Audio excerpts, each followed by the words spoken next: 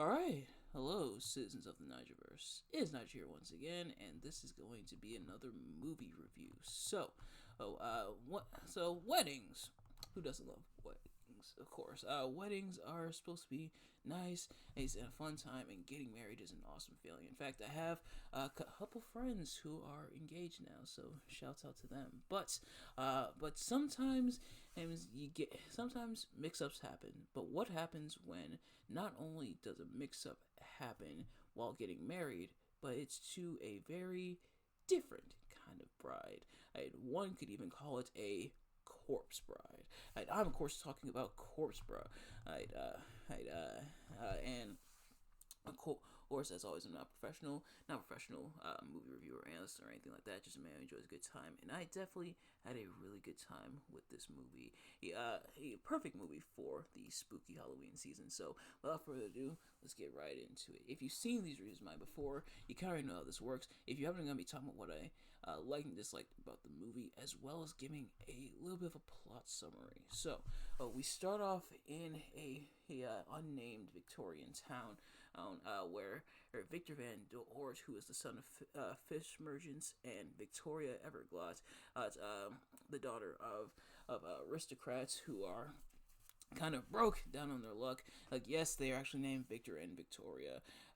Little on the nose, but it's not my movie. But they are getting ready to be in an arranged marriage, and theoretically, both sides benefit with the Van Dort family raising in social status and the Everglot family becoming essentially rich again. And it is also worth mentioning, this movie is a musical. Also, there are here's some music, some music numbers, I should say, peppered in, and as the movie he goes on of course, but which is kind of the style of something like the Tim Burton movies he's around this time, but nevertheless, nevertheless, Victor and Victoria eventually meet up, and they kind of get to know each other, and they actually generally kind of like each other. So it looks like the arranged marriage will go off without a hitch. Although they are caught playing the piano together, and their parents are not too pleased with that. Which I would get if they were like teenagers just meeting for the first time. I mean, they are meeting essentially for the first time, but if they're like teenagers not ready to marry yet, but they're really getting married tomorrow, oh, like let them have their fun. But speaking of which, they go over the wedding rehearsal, but it sadly doesn't go well. With Victor, Victor flubbing quite a bit. He forgets his vows. He drops the ring. He accidentally sets Lady Everglot's dress on fire, or which, Oh, I don't think I've ever been a part of like wedding rehearsal and stuff like that, but it can be kind of tricky sometimes. From what I heard, it can be kind of tricky. So just hang in there, Victor. But eventually, Victor goes into the forest, kind of clear his head, and seems to recite his vows and everything perfectly. And everything goes perfectly from there. So maybe maybe he just wasn't ready. Either that, or maybe the priest freaked him out, because the priest did look kind of creepy. Which we'll get to. But Victor does vows perfectly, even placing the ring on what he thinks is a tree root. However, the root comes alive, and he sees the corpse bride, the titular corpse bride, coming up, essentially a zombie, in a wedding dress, and she says, "I do." So, oh yes, that means Victor actually got himself hitched to a zombie. Essentially, he is whisked away to the land of the dead. So he's gonna be gone for a while. But eventually we see Victor and Emily kind of getting to know each other in this predicament, and we learn that Emily, he was supposed to be married already. She was gonna get married to a guy, but she ended up being killed and essentially robbed. So now she waits for her for her groom essentially to come along, and Emily does reunite Victor with his long dead dog Scraps, which is essentially a pile of bones in a way, which is kind of funny. But Scraps is kind of cute in like a creepy kind of way. But hey, but the only problem is Victor's not supposed to be married to Emily. He's supposed to be married to Victoria, of course. So he tricks Emily into letting him return to the land of the living, by saying he wants her to meet his parents. And now I know it's part of the trap to get back to the land of the living and essentially tell Victoria what's going on. But at the same time, I mean, Victor, why didn't you tell your parents what's going on? Like, hey, I know this is gonna sound kind of weird, but I accidentally got hitched to a corpse bride. I might need some help here. So, but he does return to the land of the living. He goes straight to Victoria. Victoria, by the way, hey, in the land of the living, they do cut back and forth, and it is arranged in the wiki here to kind of be a little bit more concise in terms of the plot and everything, but it does kind of cut back and forth between the land of the dead, where Victor is obviously now at this point in time he's back in the land of the living, and everyone else in the land of the living, that being Victoria, Victor's parents, and Victoria's parents. But Victor talks to Victoria, saying he wants to marry her as quickly as possible. But Emily, he finds him and is not too happy about it. So, and that's when Victoria learns that Victor actually got hitched to a corpse bride, and she takes Victor back to the land of the dead, and so Victoria now, in the land of the living, tries to tell everybody, but she obviously does kind of sound a little bit out there, a little bit on the crazy side. Meanwhile, Victor her tells Emily that, because Emily is accusing him of trying to get married to this other woman, but Victor explains that Emily is the other woman, that he's not supposed to be married to her. Which, Victor, shouldn't you have done that from Jump Street? Like, hey, pull Emily aside and say, hey, Emily, I know, put the ring on your finger and everything, said the vows and stuff like that, but we're not supposed to be married. I'm supposed to be married to Victoria. I'm supposed to be married to this other person. I married you by mistake. I think Emily would be, she probably wouldn't be the happiest about it, but it happens. Why am I saying it happens? This is so far the only time it's happened in the course of this movie, but nevertheless, it happens sometimes, but nevertheless, Victoria, because Victor is no longer there, and because Victoria seems to be going mad talking about a corpse bride and everything, is decided now that Victoria will be married off to Lord Barkis Bittern, who is seemingly a wealthy visitor, who visits Victoria and her family. So Victoria's gonna get hitched off to him, and essentially she has no choice in the matter. So a little bit of Romeo and Juliet peppered in there with Juliet's marriage to County Paris, but unlike Paris, as Bittern actually is kind of bitter her a little bit on the nose when it comes to the name. But nevertheless, as Victor and Emily, they talk it over. Eventually, Victor learns through Mayhew, who is kind of the coachman, and for his family, he drives around the coach and everything. He keels over and dies, so he goes to the land of the dead. But in the process, learns that Victoria is being married off to Bittern. So Victor says, "Screw it, I'll marry you, Emily." I'll marry you properly, because as he learns, he kind of overhears the news who's being broken to Emily, that technically their marriage doesn't really hold up, because Victor is not dead. So Victor says, "You know what? I'll die. I'll marry you. Who properly will be in the land of the dead together, and he's going to drink the wine of ages, which is essentially a poison, in order to officially be hitched off to Emily." They get ready for the ceremony, and they get ready to head up to the land of the living, and it also worth mentioning. I mentioned this is a musical, so there are musical numbers throughout. There's a musical for for Emily's story, what happened to her. There's there's a song for when Emily brings Victor back, and Emily's conscience, which is a literal conscience in the form of a worm. Thankfully, it's not cricket like Pinocchio has, but he essentially tells her like, "Hey, Victor, who needs him? You're way better. You can do way better than him." So there are musical numbers throughout, and there is one for the wedding song as they're getting prepared for the wedding, and they come up to the land of the living. Everybody freaks the hell out, which is understandable when a bunch of ghosts and zombies essentially come up, but eventually the ones in the land of the living are reunited with their deceased loved ones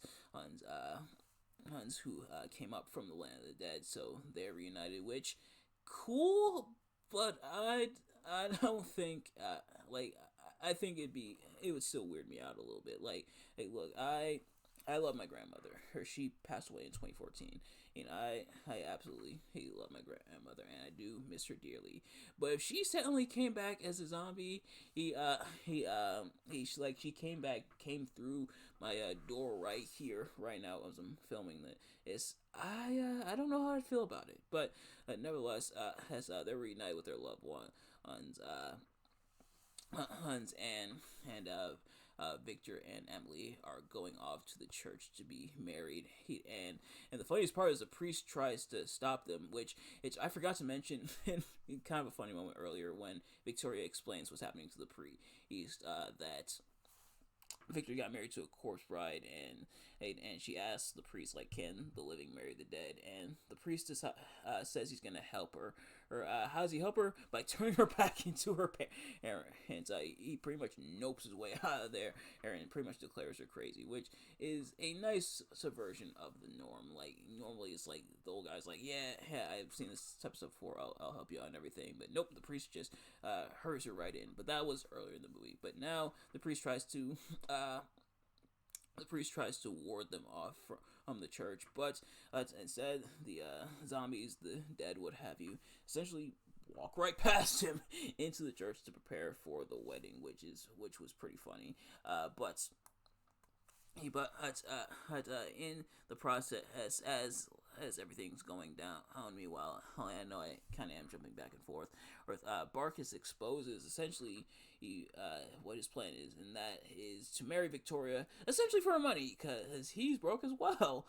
But Victoria reveals that, hey, we're broke too. We don't have money like that, so that caused another strain for them. Even though Victoria didn't want to marry, Bitter in the first place, but it's been now how everything is revealed and everything's laid bare. So she heads off to the church to witness what's going on, and she sees Victor and Emily about to be married. But Emily notices her and Emily essentially has a change of heart and realizes like, damn, and me wanting Victor to be with me and wanting to be married to Victor, I'm essentially depriving this girl of her chance to marry Victor. Really, it took you that long to snap out of it, Emily, but nevertheless, he essentially concedes. She's like, you know how I want you and Victoria to be happy together and everything. But Barkus arrives, he shows up essentially take Victoria back with him because they are technically legally married. So he's taking her, and essentially Barkus wants to kill Victoria to inherit her wealth. And Emily recognizes that because she recognizes Barkus. That's the man who killed her and essentially took her wealth. Victor battles Barkus. They have kind of a fight.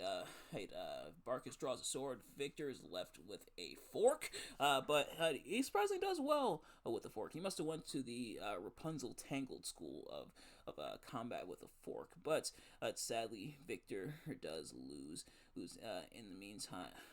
So Barkus mockingly toasts to Emily and Victor, but oops, he accidentally drinks the poison and becomes dead. And the funniest part about this is the dead don't interfere, like the ghosts and everything don't interfere with with the affairs of the living, so they don't want to attack Barkus. But as soon as he drinks the poison, he's dead, and they're like, "Oh, he's dead. Hey, well, let's get him." Essentially, now that now that Barkus is dead, and now that my light has gone out, there we go. But now that Barkus is dead, he's pretty much fair game. So they go after him. They pretty much beat the crap out of him. And him and Emily, he essentially in a way gives her blessing both to both Victor and Victoria. She he releases Victor from his marriage, which technically didn't happen in the first place because Victor wasn't dead, so the marriage was annulled. So she returns his ring, but it's the symbolism that counts. But she he morphs into a swarm of butterflies, and she flies off, and Victor and Victoria are happy together, of course. But, ladies and gentlemen, that is the movie, at least the summary of the movie. So, starting with what I liked and disliked, this movie was a lot of fun. There's a lot of funny moments, there's some heartfelt moments, and you definitely root for the characters for the most part. Or Emily's not really a bad person, more so just once her groom, and Victor is unknowingly tricked into, not necessarily tricked, but accidentally marries Emily. Victor and Victoria, you can tell, legitimately love each other. Her and the other characters are kind of villain-ish in a way. I don't know if that's the proper term I want to use there, or because they are kind of mean and they're kind of arranging the marriage and they are kind of like standoffish, but they just want the marriage to go through because it benefits both of them, but they're a little too overbearing, so you can see that yeah, but Hearn makes a decent villain, and for the most part I would say, but yeah, so the movie is a lot of fun. Seeing a lot of the effects and stuff, they do look pretty good, especially for 2005. The effects do look pretty solid for the most part. The music, it being a musical, I'm not always the biggest fan of musicals, but thankfully the music parts don't overstay their welcome. I think they mix well enough with the visuals and the rest of the plot of the movie to where it works out. And it is still kept very much fun in that regard. And the kids learn a nice moral lesson, that being, don't force people to do stuff that they don't want to do, because as you see what happens here, and I guess don't propose to tree stumps. Now the movie is kind of on the short side. It's about 77 minutes, so an hour and 17 minutes. But thankfully it didn't feel like an hour and 17 minutes. It felt like a decent length movie. It didn't feel super long, but it didn't feel super short. It felt nicely paced and everything, which I think works really well. Like you don't want a short movie to feel too short, and you don't want a long movie to feel too long. When you have a movie that's a certain length, but it doesn't feel like a certain length, where the pace seems to be a nice even pace. It doesn't feel too rushed. It doesn't feel too dragged on and sluggish and everything. I think in having that nice medium of the pace really allows it to be an enjoyable experience. I think the movie captures that perfectly here.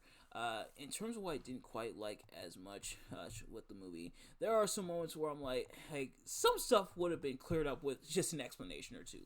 The movie probably would have ended a lot sooner had Victor just told Emily from Jump Street, "Hey, we technically weren't supposed to be married. I accidentally proposed to you in the forest." It's granted, if that happened, then the movie wouldn't happen because as the movie hinges on that misunderstanding. But there's that.